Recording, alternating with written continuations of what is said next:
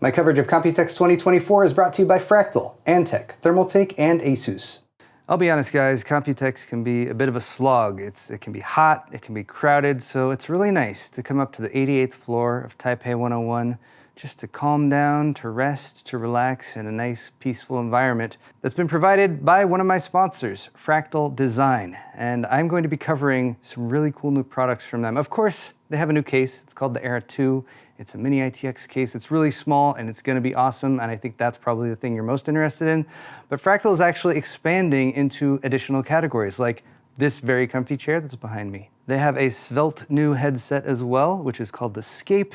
And we have another cool new case that's called Mood. Where should we begin? We actually started off with a walk down a hallway that was a bit of a walk down memory lane. Fractal had a bunch of their recent cases all lined up so you could see how they've developed over the years, including their most recent ones, the Fractal North cases, which have wood accents, which are really beautiful, and that is where they're going with their next generation of cases, starting with the Era 2. It's on display in this sort of lifestyle environment they have out here, very clean, very minimalistic, just as Fractal is known for. And again, just by comparison to all the chaos of Computex so far, this has been such a pleasant experience to be here. The Era 2 case, though, is what you're looking at right now. What do you guys think? Is it pretty? I think it's pretty. It's got a wood panel across the top. It has a very distinctive perforated side panel piece, but actually don't get fooled. That's not just the side panel. This case actually has an entire wraparound chassis that slides off completely once you pop off the dust filter from the bottom. As the name implies, Fractal already made an original Era case back in the day. It was actually one of their first cases that they did wood paneling on. This is an extension of that. They were really happy with that case, but in terms of popularity, it was never really took off quite as well as some of their other more recent attempts. But I think the Era 2 is going to change all of that, because this case, which is less than 19 liters in capacity, so not the tiniest in terms of small form factor cases, but it has support for all the largest hardware that you might want to put in there. I mean, as long as you don't want to put an ATX motherboard. It's a mini ITX case, but it does have room for full-size graphics cards, even RTX 4090s. So apart from the striking exterior of this case, which is going to be available in 3 different finishes at launch, they have a charcoal gray, they have a silver, and they have a midnight blue, which I really like the midnight blue. I feel like that's a color that I haven't really seen in too many cases. But disassembly is going to be the best way to show you guys the interior and how it's all put together. At the back of the case on the bottom, you can reach in and grab underneath and pop off the dust filter. And you could slide that all the way out if you want to clean it, of course, that's useful. But just popping it out a little bit will allow you to release the catches that allow you to remove the entire frame of the case. Not a side panel. No, it has an entire wraparound frame, which I really like. It is an aluminum frame, it's very sturdy, and there on the top you can see that it has support for up to a 280mm radiator. By the way, if you're removing the frame, you might also want to remove the top panel. That is handled by simply pushing down on the back, and you can lift it off. This is walnut, and Fractal sources all of their wood from the US. You can see just a little bit of subtle branding down there in the corner, and that's gonna be like an ongoing theme today, is Fractal's subtle branding. Yes, it's Fractal, but they're not gonna like be all up in your face with it. They want to be classy with their branding, and you know what? I approve. Another nice feature for the wood panel top is that it has a steel frame underneath, and it is screwed into the wood at multiple points. Wood, of course, is a somewhat flexible material, and if you're using it in a case and it's getting colder and warmer, there is a little bit of a risk of warpage over time.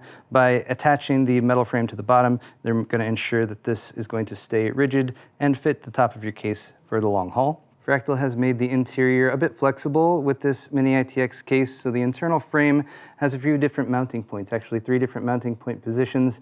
You can see at the back of this unit that they have on display in their home setup that it has a 2-slot card that's currently attached. So pretty good timing to align with NVIDIA's push to say, hey, guys, not all of our cards are like 3 and 4 slots. We do have a fair amount that are smaller than that. So something up to like maybe an RTX 4070, but you could of course go beyond that. By pushing the frame over, you have a little bit less space on the CPU and motherboard side, but it will allow you to add a 3-slot graphics card, and that will support GPUs up to 325mm in length. Airflow is one thing that Fractal wanted to improve upon versus the previous version of this case, so they actually have a unique bottom of the case too, and you can see when you pull the dust filter out all the way that there's sort of a V shape. The center of the bottom of the case is a little bit lower than the side, so it's angled. And Fractal tells me that improves the airflow for the intake for the two pre-installed 120mm fans in the bottom of the case. So that is your quick overview of the Era 2, and we're expecting this to launch in Q3 2024. The price is $200, which is, you know, a little on the pricey side in terms of cases, but look what Fractal has done with this one. Let me know in the comments section, do you guys think it's worth it for that price? We have one more case. It's actually over here in their home theater area, but this case would be suitable for an HD PC, but just as suitable for an actual gaming PC as well. This is Mood. It's going to be available in gray and black, and this one is actually launching soon.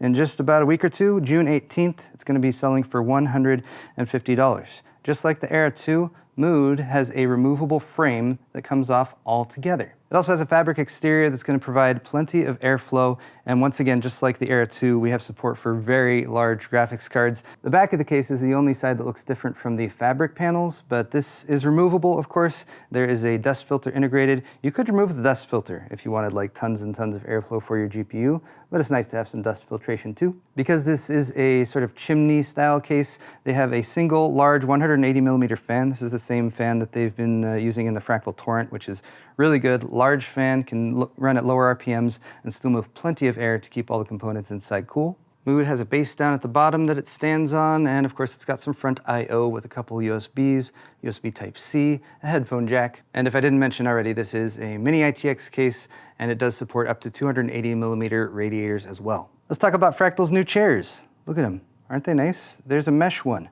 I like mesh chairs because I've been using a mesh chair recently. These are called Refine, which is very similar to their Define series. So it falls in line with their product naming scheme. This is going to be available in a variety of different finishes. There's mesh available in both black and white. There's also fabric that's going to be available in black and white as well. There's also an Alcantara finish, which is going to be a little bit more expensive. That one's going to be an MSRP of $900.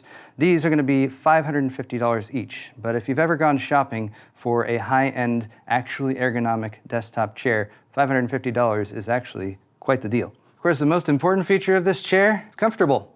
I got to sit in it, and again, with the Computex trip being as busy as it is, just being able to sit in this chair and have a bit of peace and comfort was very nice. The mesh finish is going to give you a lot of breathability on the back. The fabric finish is going to also be plenty comfortable, but both of them have lumbar support. It's adjustable down in the bottom.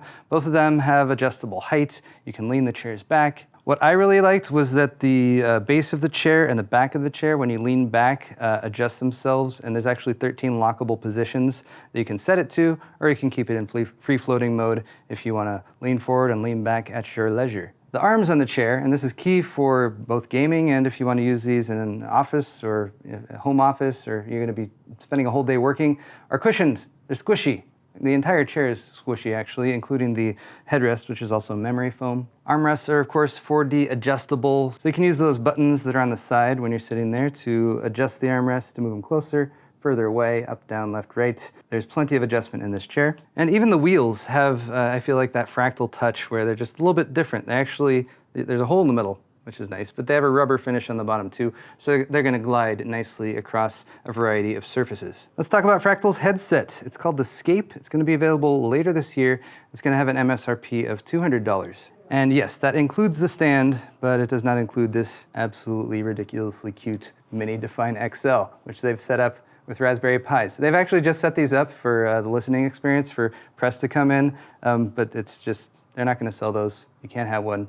But look how cute it is. Back to the Scape though. This is going to be available in two finishes, as you can see, a white finish and a black finish, and that price, of course, includes the stand as well. Again, just trying these on, they are super comfortable, they're lightweight, they have memory foam on the ear cups as well as across the headband, and you can see a variety of buttons to control a variety of things. They do have some lighting, it is RGB, and you can of course change that to your preference. And they actually have not software, but a web-based interface to help control the Scape headphones. I should say headset.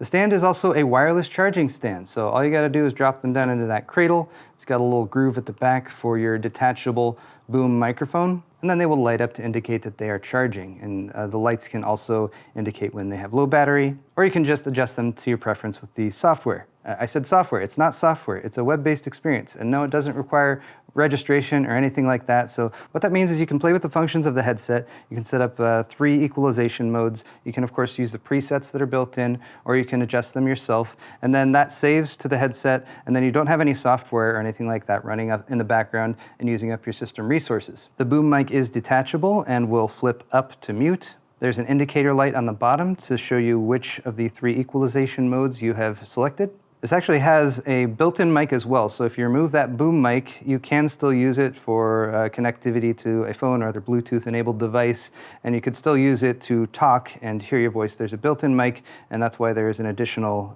mic mute button on the side too. It even has an LED down in the end of the boom mic, and that's going to turn red to indicate that it is muted. One other feature of the stand, and this isn't built into the stand, but it has a USB dongle. You can connect via Bluetooth with these to any Bluetooth-enabled device, or you can use that USB dongle to plug into your computer or any device that accepts a USB input, and that will give you a direct wireless connection, and they say up to 40 meters of range. So you can walk around your entire house with this, and that's a lot more range than you get with standard Bluetooth. The stand also has some ease of use features. You can reroute the cable down underneath depending on how you have it set up on your desk. And they've also, I accidentally had it backwards at one point.